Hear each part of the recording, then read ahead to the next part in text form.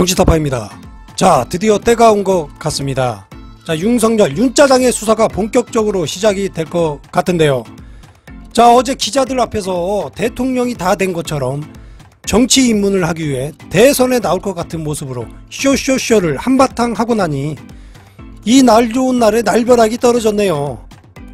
자, 공수처가 드디어 칼을 빼들었습니다. 윤석열, 윤짜장의 고발 사건 수사에 착수한다고 발표를 하였는데요. 자, 윤석열과 함께 고발된 조난관 아시죠? 조난관 대검찰청 차장검사도 수사 대상으로 같이 된 걸로 확인됩니다. 자, 법조계에 따르면 공수처는 윤 전 총장의 직권남용 권리행사 방해 등 혐의 등의 고발 사건을 입건하고 이 같은 결정 결과를 고발인 측에도 통보를 했습니다. 공수처는 오티머스 부실수사 고발 사건에는 공제 7호를, 한명수 전 총리 모해유증교사 수사방해 고발 사건에는 공제 8호를 부여했는데요.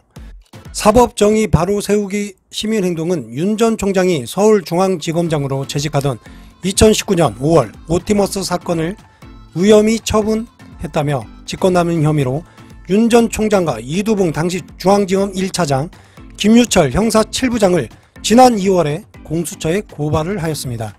한국전파진흥원은 2018년 10월 서울중앙지검에 김재현 오티머스 대표 등 관계자들을 횡령과 배임, 가장납입, 자본시장법 위반, 제3자 이익 사기 등의 혐의로 수사해달라고 요청을 하였으나 자, 이들은 무혐의 처분을 내렸습니다. 자, 그러자 추미애 전 법무부 장관은 당시 수사팀이 인수자금 계좌 추적 등 기초적인 수사를 거치지 않고 당초 수사 의뢰한 죄명 혐의 대상과 범위를 대폭 축소해 전원 무혐의 처분했다며 지난해 10월 합동감찰을 지시하기도 했는데요. 자, 이러자 윤석열은 지난해 10월 대검 국정감사에 출석해 이 사건이 부장검사 정결로 처리돼 보고받지 못했다고 생뚱맞는 주장을 하였습니다. 참 어이가 없는 발언이었죠. 예, 미꾸라지 빠져나가기 뭐 그런 말인 것 같습니다. 자, 한명수 전 총리 사건으로는 윤 전 총장과 조난관 차장이 함께 수사 선상에 올랐는데요. 사생행은 지난 3월 4일 한 전 총리 모해유증교사 수사 및 기소를 방해했다며 두 사람을 직무유기와 직권남용 권리행사 방해 혐의로 공수처에 고발한 바 있습니다. 이 사건을 조사했던 이문정 대검 감찰정책연구관은 지난 3월 윤석열 전 총장에게 공식 수사로 전환하겠다고 보고를 했으나 대검은 주인검사를 갑자기 허정수 감찰상과장으로 지정해버립니다. 그러면서 관련 인물들을 모두 무혐의 처분을 하였습니다. 어이없죠?